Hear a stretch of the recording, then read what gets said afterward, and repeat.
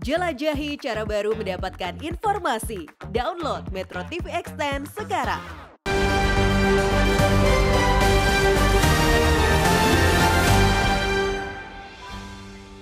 Selamat pagi pemirsa, berbagai kelompok masyarakat tengah mengeroyok Mahkamah Konstitusi atau MK. Pengeroyokan itu terkait dengan ambang batas usia calon presiden ataupun wakil presiden yang diatur dalam Undang-Undang Nomor 7 Tahun 2017 tentang pemilu. Ada yang minta agar MK mengubah batas minimal usia capres atau calon wakil presiden dari 40 menjadi 35 tahun. DPR dan pemerintah tidak melakukan perlawanan dan menyerahkan kepada MK untuk mengambil keputusan terhadap permohonan-permohonan itu. Pemirsa, nilai editorial Media Indonesia di seri ini Jumat 25 Agustus 2023 dengan tema Pertarungan Usia Capres di MK bersama saya Leonard Samosir. Dan Anda semua para pemirsa bisa ikut menyatakan pendapat Anda dengan menelepon nomor telepon 021 583 99 100. Dan pemirsa, pagi ini telah hadir bersama saya anggota Dewan Redaksi Media Group Don Bosco Selamun. Bang Don, selamat pagi. Selamat pagi, Leo. Sehat-sehat, Bang? Sehat.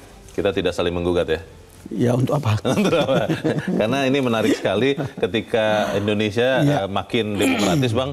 Semua orang mulai berpendapat, akhirnya saling gugat-menggugat. Feel crazy. Itu dia. Tapi sebelum kita bahas bagaimana gugatan soal usia capres di MK ini, kita akan lihat dulu, Bang Don, beberapa berita yang diperhatikan media Indonesia.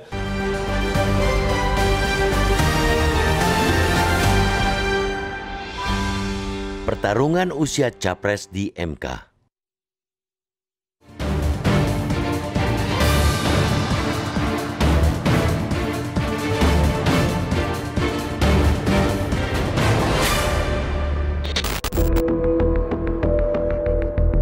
Berbagai kelompok masyarakat tengah mengeroyok Mahkamah Konstitusi atau MK. Pengeroyokan itu terkait ambang batas usia calon presiden maupun wakil presiden yang diatur dalam Undang-Undang Nomor 7 Tahun 2017 tentang pemilu. Ada yang meminta agar MK mengubah batas minimal usia capres atau calon wapres dari 40 tahun menjadi 35 tahun. DPR dan pemerintah tidak melakukan perlawanan dan menyerahkan kepada MK untuk mengambil keputusan terhadap permohonan tersebut. Mereka mengingatkan pada hakikatnya persyaratan usia capres merupakan kewenangan kebijakan hukum terbuka atau open legal policy. Permohonan lainnya adalah permintaan agar batas usia tetap 40 tahun dengan tambahan frasa atau berpengalaman sebagai penyelenggara negara. Ada juga yang mengajukan permohonan agar MK juga membatasi usia maksimal calon presiden dan wakil presiden menjadi 70 tahun. Batas usia maksimal tidak diatur sebagai syarat pencapresan di Undang-Undang Pemilu tersebut. Selain itu, ada juga yang meminta syarat menjadi capres dan cawapres adalah berusia 21 hingga 65 tahun. Tidak diketahui bagaimana latar belakang para pembuat undang-undang menentukan batas usia minimal 40 tahun tersebut. Selain usulan dari anggota fraksi di DPR. Yang pasti, dua undang-undang sebelumnya yakni Undang-Undang 23 tahun 2003 dan Undang-Undang 42 tahun 2008, batas usia minimal capres maupun cawapres adalah 35 tahun. Dengan kata lain, terjadi penaikan batas usia sebanyak 5 tahun. Undang-Undang Dasar 1945 hasil maupun sebelum amandemen tidak mengatur mengenai batas usia capres maupun cawapres, baik batas minimal maupun maksimal. Konstitusi menegaskan standar seorang capres dan cawapres adalah warga negara Indonesia sejak kelahiran dan tidak pernah menerima kewarganegaraan lain karena kehendaknya sendiri, tidak pernah mengkhianati negara, serta mampu secara rohani dan jasmani untuk melaksanakan tugas dan kewajiban sebagai presiden dan wakil presiden. Tidak ada pantangan bagi pemuda maupun warga lanjut usia atau lansia menjadi pemimpin negara, sepanjang mereka mampu melaksanakan tugas dan kewajiban mereka. Meskipun penerapan batas usia juga tidak mesti bertentangan dengan konstitusi. MK pernah menolak sejumlah gugatan terkait batas usia minimal, mulai terkait usia calon kepala daerah, calon komisi pemberantasan korupsi atau KPK, dan calon hakim konstitusi. MK memandang pengaturan tersebut sebagai sebuah open legal policy dan sewaktu-waktu dapat diubah oleh pembuat undang-undang. Gugatan-gugatan ketentuan batas usia capres dan cawapres tersebut menjadikan MK di posisi dilematis. Apapun putusan 9 hakim konstitusi yang kini dipimpin adik ipar Presiden Joko Widodo, Anwar Usman, pasti dipandang secara politis. Sebab muncul spekulasi gugatan tersebut untuk mengakomodasi atau menjatuhkan kandidat tertentu.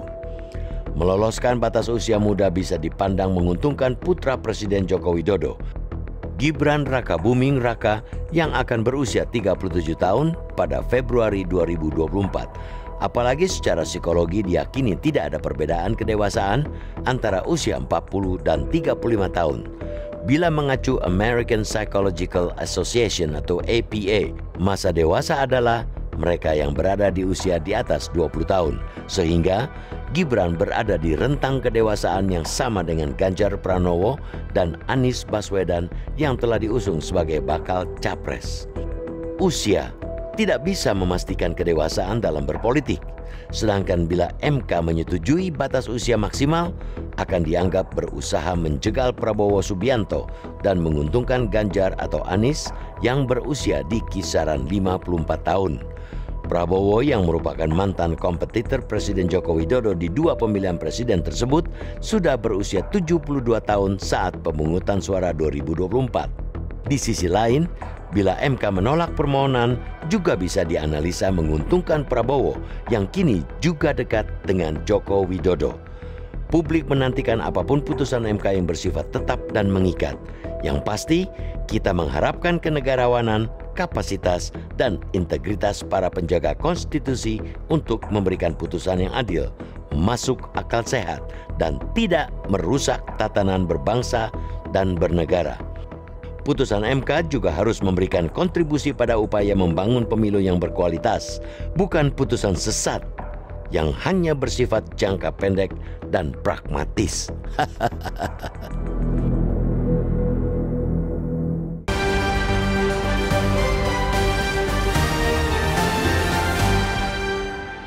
Di bagian berikut Anda bisa ikut menyatakan pendapat Anda, pemirsa. Untuk saat ini tetap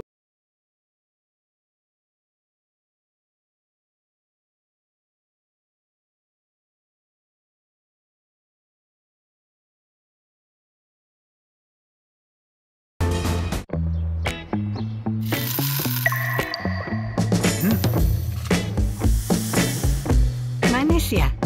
Pakai ini kok. Manisnya apa? Kayak kamu, manis.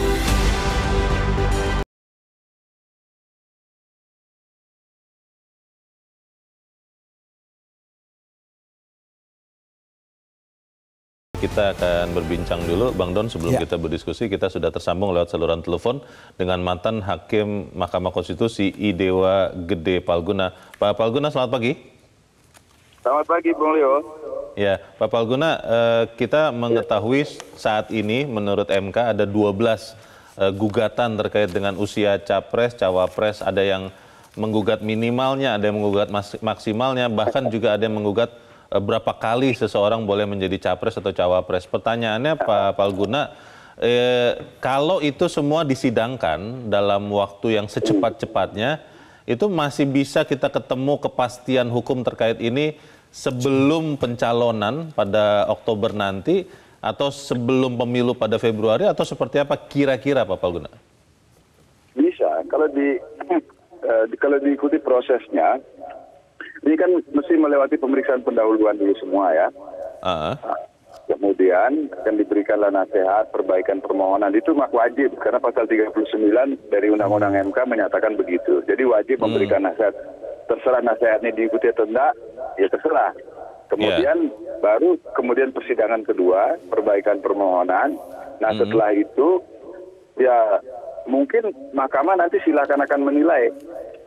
Kalau memerlukan sidang pembuktian, bisa disamakan kan sidangnya semua perkara itu. Yang penting tahap pemeriksaan pendahuluannya dilewati dulu semua. Oke. Kemudian nanti pada waktu pembuktian itu disamakan aja sidangnya semua 12 permohonan ini mengajukan ahli apa. Nah mungkin tidak sekali sidang, karena bisa saja pemohon mengajukan ahli ini gitu kan. Nah tapi mahkamah kan boleh kemudian menasihatkan. Kalau memang ahli ini sudah diajukan, Anda perlu nggak masih mengajukan ahli yang lain supaya persidangan bisa lebih cepat. Sebab Mahkamah kan tidak boleh menolak ahli yang diajukan. Menyarankan boleh untuk agar pemohonnya ini. Misalnya kalau sudah ahlinya sama, buat apa didengar lagi ahli yang sama gitu kan? Oke. Ya, Pak Palguna, kalau ini masyarakat awam mungkin berpikir kenapa kemudian gugatan-gugatan ini menjelang proses pencalonan presiden dan cawapresnya, kenapa tidak sebelum-sebelumnya kalau ketemu? Lalu masyarakat berpikir MK tolak saja, berikan saja ini kewenangan untuk memutus ini ke DPR sebagai pembuat undang-undang. Boleh atau tidak itu Pak Palguna? Ya nggak boleh lah. Prosedurnya kan Mahkamah tidak boleh menolak perkara yang diajukan kepadanya. Tapi prosedurnya harus dilewati. Bahwa sampai pemeriksaan pendahuluan, bahwa nanti putusannya Mahkamah akan mempertimbangkan bahwa itu bukan merupakan kewenangan Mahkamah, tapi itu seharusnya adalah merupakan kewenangan DPR. Nah, itu setelah proses pemeriksaan pendahuluan selesai dulu. Gitu. Oke. Ya. Jadi bisa itu ya tidak, setelah pemeriksaan pendahuluan ya? Iya, paling tidak 2 minggu. Itu harus itu, karena kan 2 minggu batas perbaikan permohonan. Entah dilakukan ataupun tidak gitu kan. 2 minggu. Jadi misalnya permohonan sekarang 2 minggu lagi, perbaikan permohonan, setelah itu mungkin Mahkamah silakan rapat permusyawaratan hakim dulu. Ini bisa diteruskan atau tidak? Atau ini sudah kita anggap cukup atau tidak? Kalau sudah anggap cukup langsung aja putusan. Tapi kalau memerlukan dianggap dipandang perlu untuk mengajukan ahli, ya didengarkan juga ahlinya ya. Seperti yang saya katakan tadi. Ahli apa aja yang kita perlu kita dengar gitu kan. Pak Palguna, gugatan ini ada 12, ada beberapa yang kelihatan mungkin bisa jadi kebetulan sendiri-sendiri, tapi bisa juga terkoordinir. Ada yang menduga begini Pak, bahwa usia yang dikurangin itu untuk menguntungkan kalau memang Gibran anak presiden akan dicalonkan jadi calon wakil presiden. Ada yang mengira bahwa usia maksimal dimintakan 70 tahun itu untuk mencegah Prabowo yang akan dicalonkan juga. Ketika MK yang ketuanya sekarang adalah juga di sisi yang lain adalah adik ipar presiden, Pak. Anda melihat MK bisa mengambil keputusan dengan independen, dengan netral, tidak dianggap berpolitik atau seperti apa, Pak Palguna? Bisa. Kalau saya sih masih bisa, karena kan masing-masing hakim itu ini loh, masing-masing hakim itu mempunyai kemandirian. Dalam pengalaman saya, nggak ada yang bisa merintah hakim itu, bahkan ketua MK. Anda percaya nggak dengan Profesor Jimli Asyidiki? Anda percaya nggak dengan Profesor Mahfud? Percaya. Iya. Nah itu, coba tanyakan. Beliau-beliau itu sama-sama pernah disenting, karena dia nggak bisa ngatur hakim yang 8 yang lain itu. Yeah. Itu pengalaman saya. Jadi kalau misalnya satu orang, katakanlah kecurigaan sekarang, Anda curiga, atau kita semua curiga Pak Anwar Usman akan berpihak kepada yang menguntungkan presiden atau keluarga presiden, umpamanya gitu kan? Nah, dia sendirian. Hakim yang lain bisa ya? Nggak bisa dia mengatur. Beda dengan mungkin di pengadilan yang lain ya. Saya nggak tahu juga gimana. Apakah pengaruh ketua majelis itu begitu besar misalnya. Kalau di MK, enggak. Itu sendiri-sendiri. Makanya Anda sering melihat ketua MK bahkan berposisi sebagai dissenter kan. Karena dia nggak bisa memeraih suara mayoritas. Pak Palguna, kalau nanti putusan MK ini setelah penetapan Capres-Cawapres oleh KPU, Pak. Itu bisa berlaku surut walaupun beberapa hari atau pekan misalnya, atau tidak bisa, Pak? Iya, itu putusan tidak berguna namanya. Putusan tidak berguna. Iya, bagaimana sebaik-baik putusan ketika waktunya sudah lewat jadi putusan yang buruk dong, putusan yang tidak berguna kan. Oleh karena itu, bagaimanapun caranya, Mahkamah Konstitusi harus sudah memutuskan ini di awal. Oleh karena itu, kerjasama dalam pengertian pemahaman oleh para pemohon juga diperlukan, yaitu jangan dia mengajukan ahli macam-macam yang terlalu banyak yang tidak ada relevansinya dengan perkara misalnya, sehingga akhirnya mau tidak mau Mahkamah harus menyidangkan gitu kan. Oke. Nah, itu. Jadi memang kita harapkan putusan MK ini sebelum penetapan Capres-Cawapres oleh KPU nanti, begitu ya harapannya Pak Palguna ya? Bukan harapan, menurut saya itu malah harus gitu kan, karena malah harus. Kan ini kan iya, kalau menurut saya harus gitu lah Mahkamah memutuskan, walaupun tidak ada yang mengharuskan ya, tapi menurut kita ya secara penalaran yang wajar ya. Oke. Terima kasih mantan Hakim Mahkamah Konstitusi Idewa Gede Palguna sudah mencerdaskan kami pagi ini. Selamat pagi Pak Palguna. Terima kasih. Itu sangat jelas tadi Bang Don. Iya sangat jelas memang, kan hakim tidak boleh menolak perkara. Itu dia. Nah tapi persoalannya itu harus on time. Kan waktunya ini bagaimana Bang? Kan hanya sisa sedikit ini. Mestinya mereka bisa atur lah. Bisa diatur? Mestinya bisa diatur. 12 gugatan. Technical ya, saya nggak tahu persis kan kita kan bukan hakim MK, tapi penjelasan Pak Palguna tadi itu bagus. Ya kalau bisa untuk kepentingan sekarang kan, kalau untuk sesudah itu nggak ada gunanya lagi. Ya kita kan minta hakim harus bekerja lebih cepat kan. Betul. Dan itu kan ada undang-undang yang mengatakan itu harus proses peradilan yang cepat dan murah gitu. Nah, mudah-mudahan MK bisa melakukan hal yang sama gitu. Kita berharap begitu. Gitu. Bagaimana memastikan MK ini tidak nanti dianggap politis Bang? Karena ini kan putusannya jadi isi malakama ya. Salah satu diputuskan nanti yang satu diuntungkan, satu tidak begitu. Makanya editorial hari ini meminta kenegarawanan hakim-hakim MK. Jadi mereka tidak boleh terjebak pada kepentingan politik praktis sesaat atau pragmatis. Jadi betul-betul melihat bagaimana keputusan ini berdampak besar pada pilihan kepemimpinan bangsa ini ke depan. Jadi kalau lihat itu ini tidak sederhana. Walaupun misalnya begini ya, kan usia calon di berbagai negara itu sangat beragam. Saya terpaksa belajar tadi malam lihat misalnya ternyata ada negara yang usianya 18 tahun bisa gitu. Minimal maksudnya. Kita ambil saja rata-rata minimal 18 tahun dan minimal 30 tahun. Ada Inggris, ada Maroko, ada Albania, Kanada, Nauru, Argentina. Yang 35 tahun kita pernah dengan undang-undang sebelumnya itu Amerika dan Austria. Tetapi yang lain itu ada yang 40 tahun dan seterusnya. Jadi kan tentu keputusan tentang umur ini itu betul-betul melihat konteks atau situasi sosial politik dari negara masing-masing. Termasuk juga soal usia maksimal misalnya. Ternyata di sejumlah negara itu banyak yang juga sudah tua, Leo. Di Kamerun itu ada Paul Biya, 90 tahun. Sekarang menjabat sejak 82. Presiden Kuba Raul Castro sekarang 90 tahun. Sejak tahun 2008. Joe Biden 80 tahun. Dan yang paling ikonik itu adalah Nelson Mandela. Nelson Mandela itu 77 tahun. Ketika menjadi presiden di Afrika Selatan. Dan kemudian pekerjaan dan track recordnya atau jejak yang paling besar dari dia adalah menghapus politik apartheid. Lalu kemudian membuat rekonsiliasi yang tanpa pertumpahan darah di Afrika Selatan. Padahal dendam itu sudah lama, dia sendiri dihukum, warga kulit hitam menjadi orang nomor 2 atau nomor 3 di sana. Tapi kemudian Nelson Mandela mereconcile dengan sangat baik. Yang kemudian kenal, forgive but not forget. Jadi kita mengampuni atau memaafkan tapi tidak boleh melupakan. Semua orang Afrika, kemudian Afrika Selatan sekarang semua berjalan dengan baik begitu. Artinya kalau kita lihat usia-usia ini kan tadi ada pikiran gugatan yang mengatakan kalau usia terlalu tua itu kemampuan fisik bisa menurun. Usia terlalu muda kemampuan fisik bagus tapi belum tentu ada kematangan psikis kan gitu. Ini hal-hal yang betul-betul sangat bervariasi. Makanya kemudian kita mempertaruhkan itu kepada kita menaruh ini di beban hakim MK untuk melihat itu lebih bijak begitu.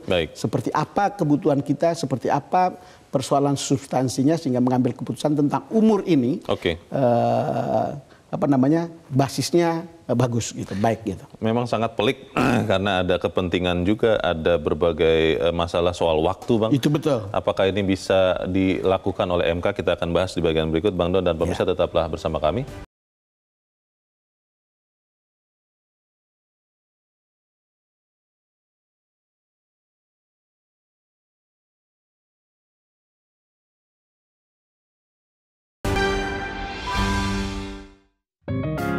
Media Indonesia mengajak Anda untuk mengakses fitur premium e-paper. Dengan sajian konten berbasis intelektual dan meneguhkan kebangsaan, Media Indonesia tampil dengan lebih dinamis melalui e-paper Media Indonesia yang dapat Anda akses kapan saja, di mana saja. Caranya mudah, download aplikasi Media Indonesia di Android atau ketik link e-paper.mediaindonesia.com atau bisa scan QR Code pada layar kaca Anda. Klik tab e-paper di bagian samping layar tablet Anda, daftarkan data diri, serta pilih paket berlangganan e-paper Media Indonesia sesuai dengan kebutuhan Anda. Nikmati juga bonus spesial tambahan 4 halaman rubrik fokus setiap hari. Semua bisa Anda dapatkan hanya di e-paper Media Indonesia. Untuk informasi lebih lanjut, hubungi customer service di nomor 0811 1201 2018 atau kunjungi media sosial @mediaindonesia. Media Indonesia, referensi bangsa. Terima kasih pemirsa, Anda masih bersama kami di Editorial Media Indonesia dan sekarang waktunya kita Bang Don untuk mendengarkan juga pendapat dari pemirsa Metro TV. Kita sudah terhubung dengan pemirsa Metro TV di Ambon, ada Pak Poli. Pak Poli, selamat pagi. Pagi. Pagi Pak Poli, silakan Pak, pendapat Anda Pak. Ya, selamat pagi Pak Leo. Pak Don, selamat pagi. Selamat pagi Metro, selamat pagi Indonesia. Ya, silakan Pak Poli. Saya yang pertama, Undang-Undang nomor 27 tahun 2017 ini kan ditetapkan oleh DPR. Nah, setiap persoalan itu keputusannya di Mahkamah Konstitusi. Saya mengikuti apa yang disampaikan oleh Pak Laguna tadi, bahwa persoalan itu nanti akan diputuskan oleh Mahkamah Konstitusi. Tetapi saya bicara ini Pak Don dan Pak Leo sebagai akar rumput. Dari zaman Orde Baru, kemudian sampai dengan Orde Reformasi, itu tidak ada wakil presidennya yang di bawah 40 tahun, Pak Leo dan Pak Don. Jadi menurut saya, wakil presiden itu di atas 40 tahun. Menurut saya tidak boleh Pak di bawah 35 tahun. Bagaimana wawasannya? Ini negara Pak Don dan Pak Leo. Bukan RT, bukan camat, bukan bupati dan bukan wali kota. Tidak bisa wawasannya seperti apa. Ini negara Pak. Kemudian yang kedua, kalau keputusan Mahkamah Konstitusi mengalir ini, kemudian penetapan calon wakil presiden setelah penetapan, maka ini jadi persoalan di Republik ini, Pak Leo dan Pak Don.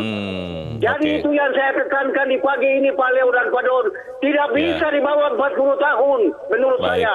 Wawasannya seperti apa, kapabilitas, integritasnya seperti apa. Oke, terima kasih Pak Poli di Ambon untuk pendapat Anda Pak. Selamat pagi. Pak Poli sangat bersemangat Bang Don. Kita akan mendengarkan pendapat pemirsa Metro TV berikut. Kali ini dari Cirebon, Jawa Barat, ada Ibu Indra. Bu Indra, selamat pagi. Selamat pagi Bung Leonard Samosir dan Bung Don Bosco. Assalamualaikum warahmatullahi wabarakatuh. Metro TV. Waalaikumsalam warahmatullahi wabarakatuh. Bagaimana Bu Indra? Ini pembatasan usia nih. Bagaimana Bu Indra menurut Anda? Iya. Ini nenek-nenek ini kadang-kadang tadi menggebu-gebu apa yang mau dikatakan. Tapi kalau nggak ditanya nih, lupa. Aduh tadi mau bilang apa ya? Iya. Nah, tapi ini dari hati yang paling dalam, Bung Leo. Saya mengikuti apa pidato Presiden itu waktu 17 Agustus itu.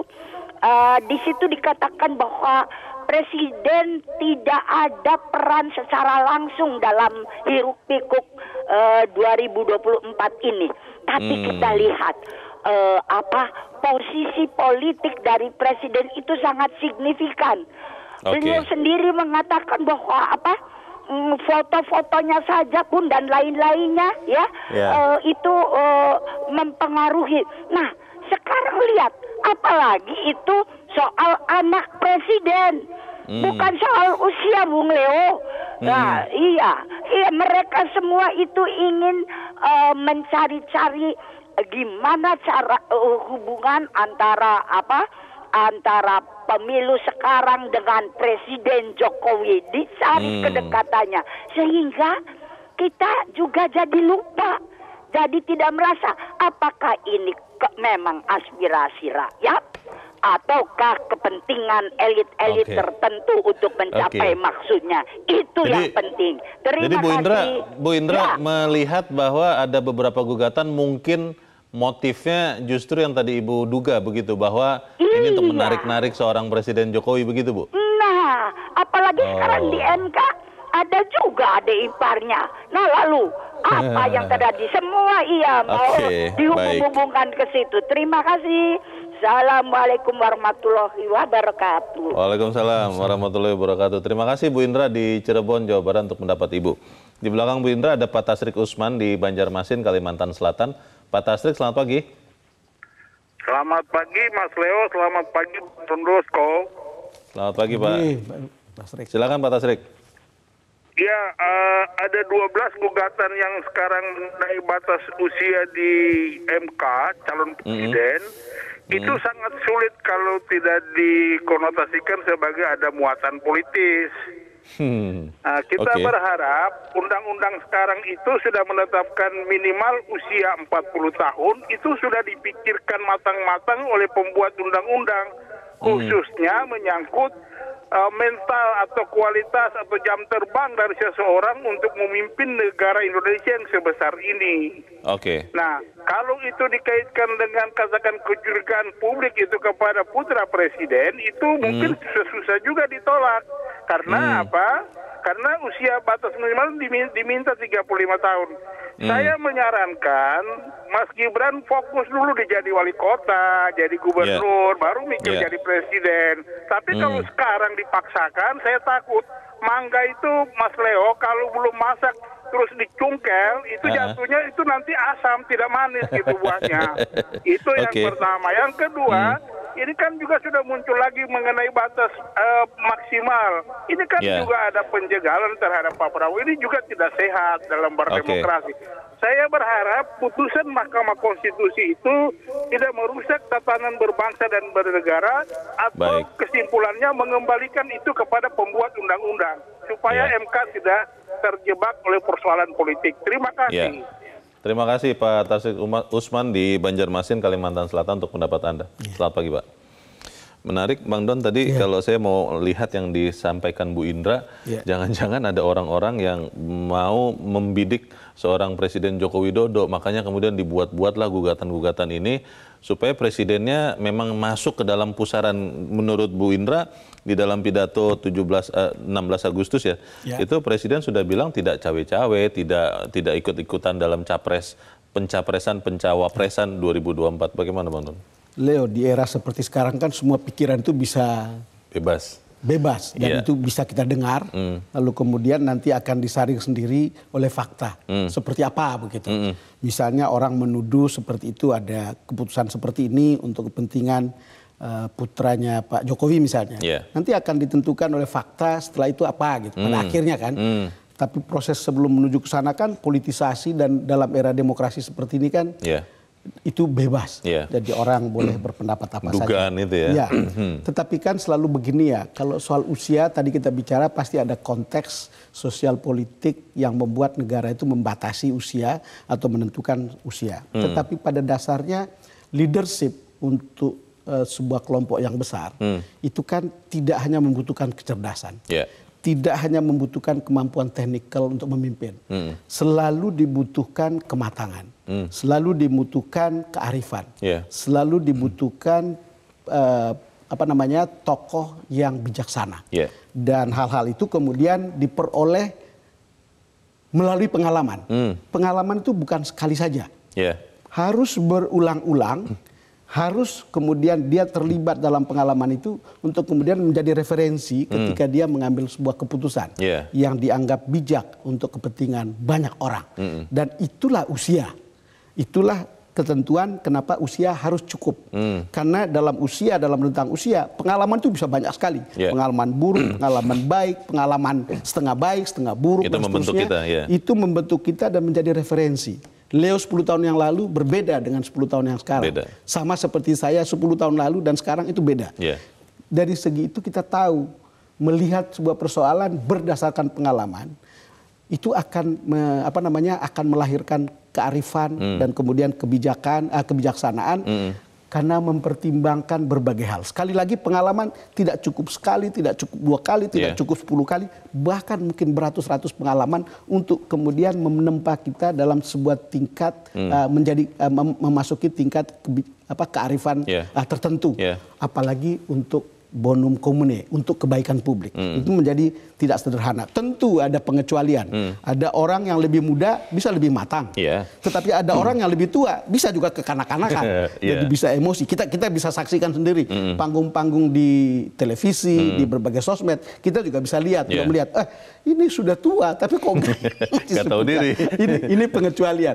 Kita bicara pada umumnya, Leo. Jadi ini saya juga tidak bisa mengatakan mana yang lebih pasti. Tetapi kalau kita bicara pada umumnya, kita butuh. Lalu kalau kita bicara tentang konteks negara kita gitu, yang sangat plural, yang sangat beragam, saya setuju dengan pandangan Pak Bagirmanan. Kita butuh orang yang matang, butuh orang bijaksana, butuh orang yang punya kearifan, karena pemimpin yang kita pilih bukan hanya sekedar kepala pemerintahan. Kepala pemerintahan itu mungkin teknikal gitu. Tapi dia harus seorang negarawan karena dia juga adalah kepala negara. Baik, kita harus jeda dahulu Bang Don, dan pemirsa tetaplah bersama kami, Editorial Media Indonesia segera kembali.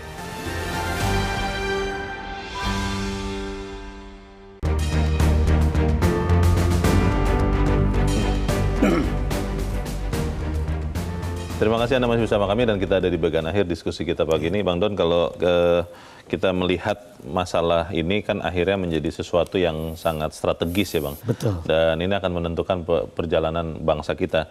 Tapi tadi ada usulan dari Pak Tasrik bahwa MK sudah kembalikan saja ke DPR karena ini kan open legal policy. Bagaimana Bang Don? Ya rasa-rasanya itu juga sebuah usul yang baik.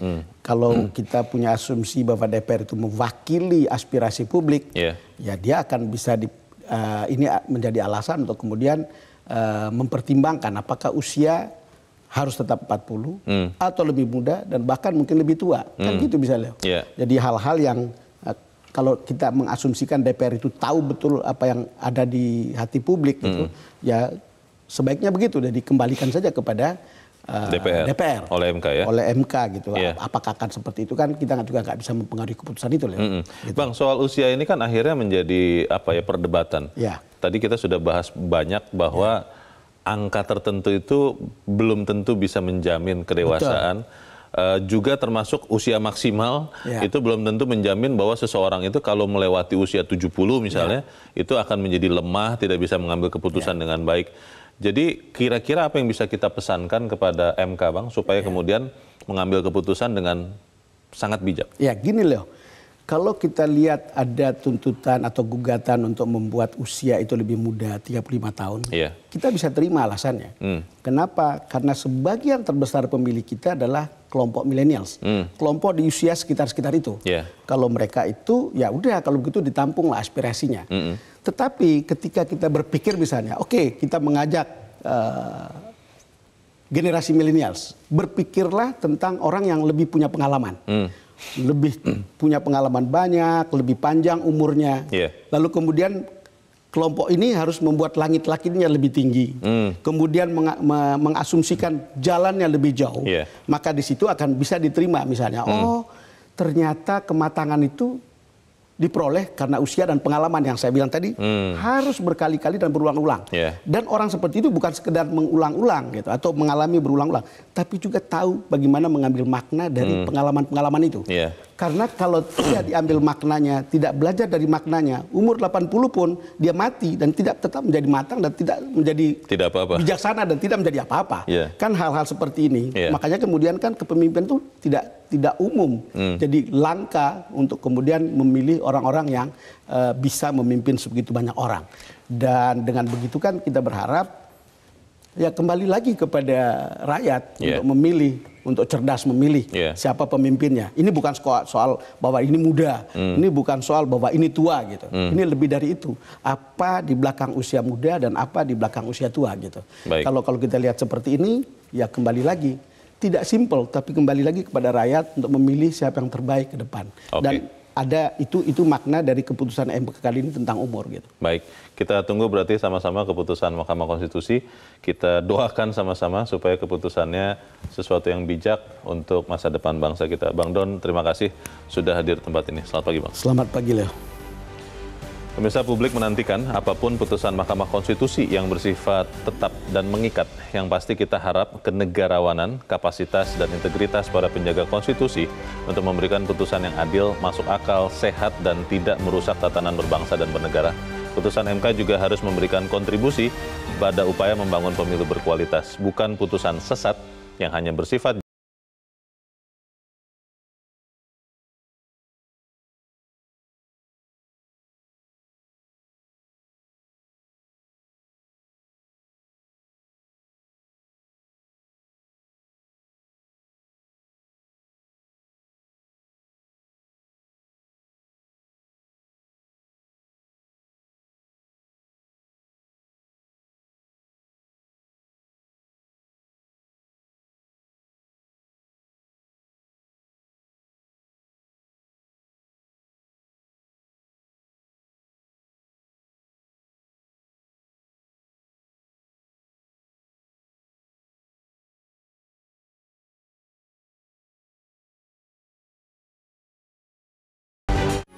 Metro TV.